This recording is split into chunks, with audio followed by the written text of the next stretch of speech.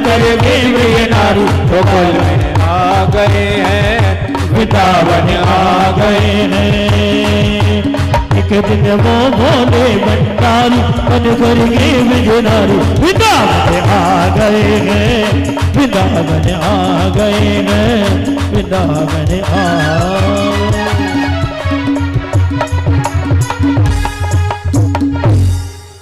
बोलिए शंकर भगवान की। हरे हरे हरे हरे हरे हरे। कि देखा मोहन ने जब ही समझ गए हैं सारी बात को, सारी बात को। अब देखिए, आप लोग बैठ जाएं प्लीज अपने स्थान पे, बातें ना करें प्लीज, आप लोग बैठ जाएं अपने स्थान पे। जब भगवान, अब देखो भाई सीधी सी बात है, अब किसी आदमी को तुम चुन्नी उड़ा दोगे, चूड़ी पहना दोगे और बिंदी लगा दोगे, वो और हथौड़ी बन जाएगी। चालते तो अपने आप पता चल जाए कौन है? अब भगवान भोलेनाथ महाराज बड़ी बड़ी जटाएं जिसमें चंद्रमा भी छुपा हुआ है। अब उसका श्रृंगार किया और श्रृंगार करने के बाद में उनको ऊपर से घूंघटा उड़ा दिया। भगवान भोलेनाथ ने कहा, अब भगवान ने जब देखा कि भैया ये गोपी तो कुछ अलग ही चाल चल रही है, अब गोपी सब ऐसी की ऐसी और एक गोपी वहां ऐसी है, समझ गए कुछ ना कुछ दाल में काला है।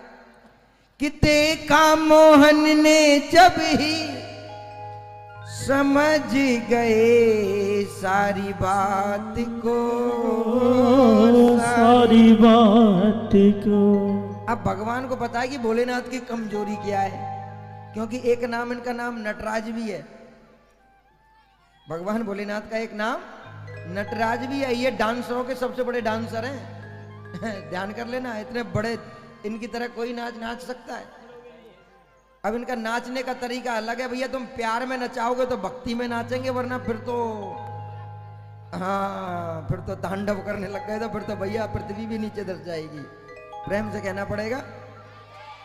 और आज यहाँ भगवान के प्रेम में भोलेनाथ आए और समझ गए। अब भगवान ने कहा सारी गोपियां जी लाइन बना लो। अब भगवान भोलेनाथ कहने लगे मैं तो लास्ट में लग जाता हूं। भगवान की नजर पड़ गई तो कम से कम लास्ट में आएंगे तो मैं उनको समझा तो लूंगा इशारों में। अब सब गोपी ने लाइन लगाई और भगवान भोलेनाथ लास्ट की तरफ खड़े हो गए, एंड में जाकर के अंतिम नंबर पे। अब भगवान ने देखा ये जो सबसे पीछे गोपी खड़ी है कछु कछु मोटी यही है। अब भगवान भोलेनाथ, भगवान मेरे श्याम सुंदर कहने लगे भैया आज हम रास इधर से नहीं नचाएंगे, आज हम सबसे पहले उधर से प्रारंभ करेंगे, क्योंकि कभी कभी जो लास्ट में हो सबसे पहले भी आ जाता है। अब भगवान भोलेनाथ के सामने जैसे ही पहुंचे मेरे श्याम सुंदर, अब अंदर से तो भगवान भोलेनाथ डर रहे कि सबके सामने पोल मत खोलना प्रभु, देखो हम तो आपके प्रेम में आ गए कि ऐसी बजाई बंसी सुध बुध भूले भोलेनाथ तो, भोलेनाथ तो।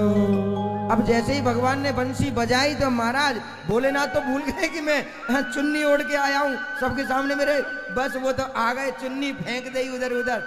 सिर से सरक गई जब साड़ी मुस्काए बनवारी, वृंदावन आ गए हैं, वृंदावन आ गए हैं। और इसीलिए इनको भोलेनाथ कहते हैं भैया, इसीलिए ये भोले हैं। दुनिया में सबसे भोलेनाथ सबसे भोले हैं, सबसे न्यारे हैं।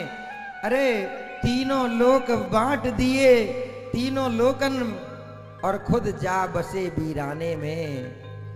ये तो वो भोलेनाथ हैं, वो त्रिपुरारी हैं कि महाराज संसार सागर में प्रेम से एक लोटा जल भी चढ़ाते हो तो खुश हो जाते हैं। अरे भगत तो शिवलिंग पे चढ़ गया, भोलेनाथ ने तो उसको ही कह दिया मांग ले क्या मांगता है।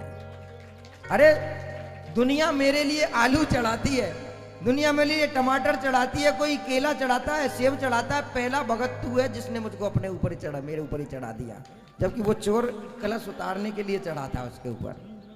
तो ऐसे हैं मेरे भोलेनाथ। तो आज जब भगवान भोलेनाथ के सर से सरक गई जब साड़ी, तो प्रभु बस अब मेरी लाज तुम्हारे हाथ में है। प्रभु ने बंसी बजाई, हर एक गोपी के साथ में महारास रचाया। भगवान भोलेनाथ से वर मांगने के लिए कहा तो उन्होंने कह दिया, ओ मेरे औगड़ धानी, अब से गोपेश्वर तेरा धाम है, तेरा धाम है। वृंदावन में गोपेश्वर नाम से आज भी हमारे भोलेनाथ विराजमान है। वहां पर जो महाराज इन्होंने गोपी बन करके मनाया तो वहां गोपीश्वर के नाम से जानते हैं। ओ मेरे भोले बाबा, वृंदावन में ही तेरा धाम है, तेरा धाम है। आज से वृंदावन में तेरा धाम होगा और तुम गोपेश्वर के नाम से जाने जाओगे। आज भी जो गोपेश्वर के नाम पर वहां जाकर के जल चढ़ाते हैं तो वहां मेरे भोलेनाथ को पा जाते हैं। मेरे प्यारे, बहुत से दुनिया में कहते हैं अरे हम कृष्ण को भजते हैं तो क्या भोलेनाथ बुरा नहीं मानेंगे? अरे मैं दावे से कहता हूं, तुम ओम नमः शिवाय मत करना। जब मंदिर में जाओ भोलेनाथ के मंदिर में जाके कहना ओम नमो भगवते वासुदेवाय।